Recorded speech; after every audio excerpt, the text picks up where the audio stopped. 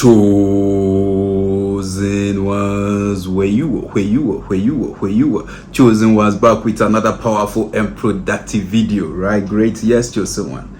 Let's quickly do our smiling exercise.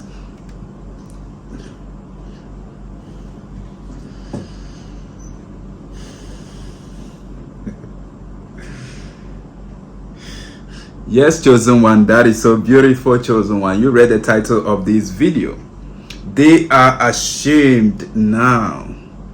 Yes, impossible becomes possible, and they are losing it, chosen one. Yes, let me start it this way. There was this woman whose leg was amputated, and she got pregnant in a village, and then she delivered a baby boy, and unfortunately the baby came with no hand. One of the hand of the child was not there. So through that, the father couldn't bear what was going on, so with time the father died. Yes, the husband died, which means the father of the child, the boy, died.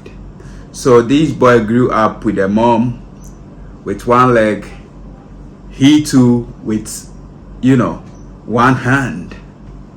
So the boy grew up, they really struggled. And as the boy was in his 20s, approaching his 30s, an idea flashed through his mind. And he said to the mom, "Mother, I want to go to the city and get a work so that I'll be able to be sending you money. And when things go well for me, then I will send for you. I will come for you. Then we will all live in the city." You see, this was very hard for the mom because, the mom was thinking of how she's gonna be there alone, surviving it without the boy. And upon analysis and logical thinking, the mom realized that the idea was very laudable. So the mom agreed to the boy's request of traveling to the city for greener pastures. So the boy packed his things and traveled to the city. Fortunately for him, he got a job. And he was doing that job for some time, for some months. And then a robbery case occurred. And in that robbery case, someone lost his life. And the one who was responsible for the murder ran away. But unfortunately, the one who was responsible for the murder resembled the boy who was not having one hand. So when the police came around, they saw this boy, and because of the resemblance, they look alike. They look at him critically and they said, he's not having one hand. Maybe it's because of his stubborn nature, because he's an armed robber. So maybe he lost one of his hands through these robbery cases. Let's pick him up. So they picked this boy. Innocent boy, they picked him. This boy who left a village to a city to take care of a mother who was having one leg. This issue is very touching. The boy cried and cried and cried and cried and cried and cried. But there was no mercy for the boy without one hand, because the case was serious. Loss of life was involved. So if that is the case, according to the law, the boy must also not leave. The boy has to face a firing squad so that he also goes away. This boy cried and cried and cried and cried. You know, there is nobody around him that he can even send message to that, oh, go tell my mom in the village that when I came to the city, this is what happened to me. The boy cried his heart out. And when he was left with 2 days to face the firing squad, a man appeared to him. And the man said, boy, that is life. No matter what we do, life is going to come to an end. And I think yours has come to an end. So stop crying. Upon saying that, the boy started to cry even the more, cried his heart out the more. Then when it was left with 1 day, you know, an incident also happened overseas. And in that incident, they trace it to the city where the boy was in the cell. And they found out that the boy who committed an atrocity in the city was also looking the same as the boy without one hand. So this is double jeopardy, double challenge, double difficult. When they saw this boy, they picked him up. They said no, they need him overseas. So they picked this boy up to overseas. As the boy went, he was faced with lawyers. The lawyers looked at the boy and they said, no, this is not the guy we're looking for. They look alike though, but the one we're looking for has 2 hands. It's not this one. But according to the lawyers, you know, they've tarnished the image of the boy, something he has not done. They said it is he that has done it. And upon issues and upon investigation, the boy needs to be, cleansed, all right, by giving him a token, by giving him something to bring back his soul, his spirit that has been damaged, his reputation, to cleanse him, to make him feel happy and make him feel whole again. So they asked the boy what he needs. And the boy said the first thing he wants is, he left the mom in a village. So he would like them to go to the village and bring his mom. So they went to the village and, you know, explain things to the mom, whom they have to travel the mom to, you know, the overseas country where the boy was. So the mom went, and upon seeing the mom without one leg, they said, okay, let's fix her leg for her.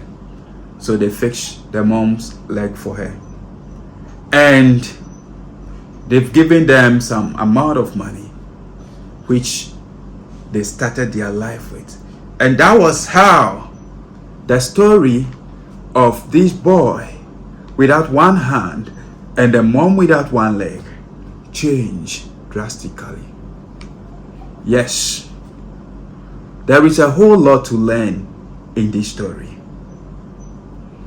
Yes, sometimes in life we go through issues of similar cases and we cried our heart out. We feel like God is not with us. We feel like God has left us. We feel like God has rejected us. God has abandoned us. But I tell you, God has never left you. He has never abandoned you, because He is not a man that lies, nor a human being that changes his mind. He hasn't said a thing and it never comes to pass. And God, in God's eyes and God's hands, so many years of suffering, of pain, of agony, of crying, of hurt, of atrocity, of calamities, of tribulation, so many years. When we come to God, it is just like a day. And a day in the sight of God is like so many years. So what is it that God cannot do? What is it that God cannot turn around? What is it that our God cannot make possible? What is it that is impossible? God is the fundamental solution to all life issues. He's the solution to all fundamental issues of life. Yes, but sometimes He allows us to go through the suffering, the pain, the troubles, the tribulations. He allows us to pass through the hands of our enemies, our haters, pass through witches and wizards, sorcerers, bad spirits. He allows us to go through a whole lot of hell before we see heaven. He allows us to go through the dark moment, the dark places, before we see the light. Yes, because God knows that what He is doing is going to strengthen us, is going to build character, is going to transform us, it is going to improve us, it's going to advance us, it's going to upliftment. It is all working together for our good. What we don't see, God sees. What our eyes are limited to, God is not a man. He sees it all. He knows the beginning from the end from the beginning. He knows that the beginner is not the owner but the finisher. And God is the author and finisher of our faith. God is the author and finisher of your life. What is it that you are going through? I'm telling you, sometimes in life, so many years, 10 years of suffering, 20 years of suffering, 30 years of suffering, 40 years of suffering, 50 years of suffering, 60 years of suffering, 70 years of suffering. It takes just one day to rewrite the story of your life. It takes just 1 week to rewrite the story of your life. It takes just 1 month to change your entire life. Sometimes it takes just 1 year to end all your years, 10 years, 20 years, 30 years, 40 years, 50 years, 60 years, 70 years, 80 years of pain, of suffering, of agony, of difficulty. It takes just 1 year of divine visitation to change your life, to rewrite the history of your life. That is why whatever we're going through as chosen ones, whatever we're going through, we must count it all joy. And we shouldn't let our situation mislead us. We shouldn't let the circumstances we're going through mislead us. Yes, we shouldn't let our situation rule over us, because God is in total control of whatever situation, of whatever calamities, of whatever circumstance that we go through. Yes, the economy might be hard right now, but I tell you, the economy of God never runs dry. Yes, God is a wonderful God. He's a marvelous God. What a marvelous God. What a marvelous God. He has done marvelous things for me. What a marvelous God. What a marvelous. He is going to do marvelous things for you. I say, what a marvelous God. What a marvelous God. He has done marvelous things for me. What a marvelous God. What a marvelous. He is going to do marvelous things. He's a marvelous God. He's a wonderful God. He's an awesome God. He's a great God. He's a good God. He's an able God. Impossible is nothing to our God. Impossible is nothing. He is unchangeable. He is reliable. He is dependable. If only we'll remain focused and keep doing what we're doing, going the extra mile, praying as if all depends on God, and working hard as if all depends on us. And we never look weary, and we stay focused, we stay persistent, we persevere, we consistent, we forbear, we persevere in what we're doing. We will get to that promised land full of milk and honey, Never give up, because so many years are just like a day in the eyes, in the sight of God. And broken things become useful in God's hands. Sometimes in life, God allows us to go through the suffering, the pain. Before we get to the throne, we get to the top, we become that leader, we become that business tycoon, we become that, great person. So that when we get to that position, God will use us to help those that are suffering as well, to comfort those who are in discomfort, to uplift others, to give hope and inspiration and motivation and encouragement to others. Because we've been there and we know what it takes. We know how it feels. So we are the best people to explain. That is why chosen ones go through a lot of tribulations. But your tribulation is not like others. It's not unto death. Remember that trials, tribulations, difficult moments are the soil on which chosen ones thrive. They grow. That's it. For a seed to grow and bear fruit, it must first be put in the dark places. It goes through the soil and covered in the dark. And then it sprouts out, it germinates, and then it grows and sees the light and begins to bear fruit. You are going through the process right now. So give God time. It is not late. Delay is not denial. The slow motion of a lion is not a mistake. It is a calculated movement of accuracy.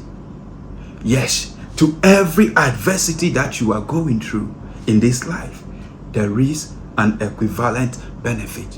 Whatever your situation is, whatever you're going through, is an opportunity. It is a blessing in disguise. All things are working together for your good. Keep remaining in love, remaining in positivity. Keep letting the light of God shine. Keep letting your light shine. Keep staying focused and let nothing stop you. For I tell you, what God has promised you will be fulfilled in your life. Because God is not a man that lies, nor a human being that changes his mind, as is being said in that book of Numbers 23 verse 19. God is not a man that lies. You and I, we are under his eyes, and he watches over us day and night. He is with us. He will see us through, and we will definitely win and conquer. Remember that and take that with you. Yes, thank you so much. Thank you for watching. See you in my next video. I'm out for now. Peace.